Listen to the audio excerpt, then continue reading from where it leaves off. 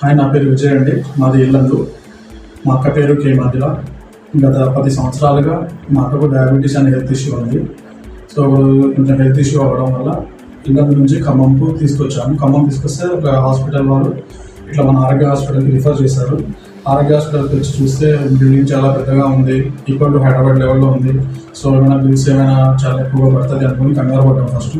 So treatment చేసిన తర్వాత చూస్తే బిల్స్ లో కాస్ట్లోనే ఉన్నాయి, పే చేసేంత లెవెల్ ఉన్నాయి. అంతగా మన హైదరాబాద్ లెవెల్లో అనుకున్నంతగా లేదు. అండ్ ట్రీట్మెంట్ లెవెల్ విషయానికి వస్తే ట్రీట్మెంట్ వచ్చేసి చాలా బాగుంది.